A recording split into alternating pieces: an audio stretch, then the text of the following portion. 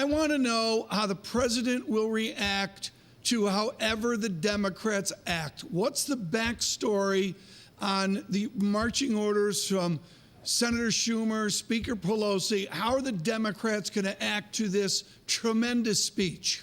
Well, there's going to be some elements of protest. One of the Republican representatives, female representatives, that said every Democratic woman should be wearing white in reference to the suffragette movement during the speech. Whether they will stand and give him an ovation remains to be seen. I sort of doubt it. You know, Marty, I look at the gossip of the hour, and I think you and our team have done a great job of keeping it on policy and on the reality of economics, finance, and investment. But yesterday was a two-president day. We had George Bush out with a gentle lecture, and then late in the day, President Trump went after the former president, Mr. Obama, over he was inciting this or that or the other thing. Right. I can barely keep up with this. Is anybody actually going to be listening to policy within this speech? Yeah, I mean, I think that it will be ultimately a political speech, and I think that the expectations from people that you'll get a lot of detail on health care, on tax policy, I think those expectations will not be met. What really matters is what people on the ground, regular Americans, feel about their prospects. And with markets at records, people's 401ks at record highs, people actually out in the marketplace are feeling pretty good.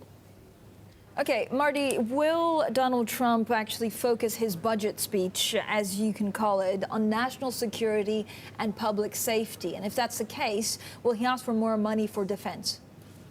Well, there have been various reports from us and others that he is going to ask for a 10% increase in the defense budget, still below what some key senators in his own party say is needed to rebuild the U.S. military.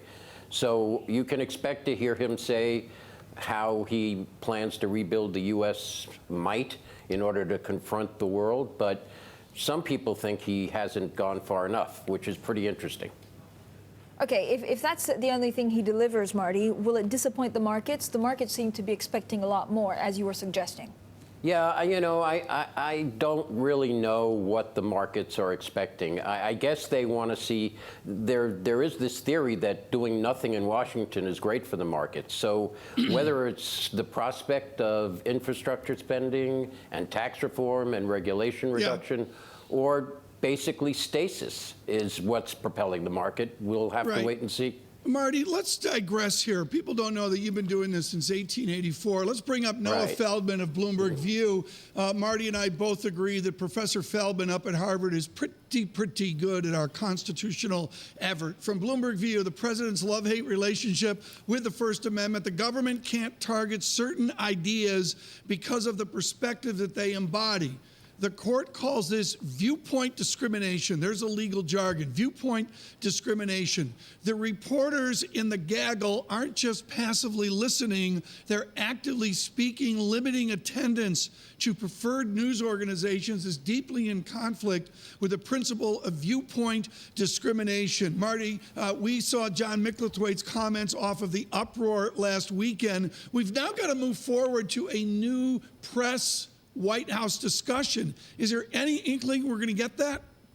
Well, there were some reports that we might get another Spicer gaggle today. We'll wait and see whether anyone's excluded from that. And as our editor-in-chief has said, we will not take part in any kind of discrimination in terms of which news organizations is allowed to get access to that.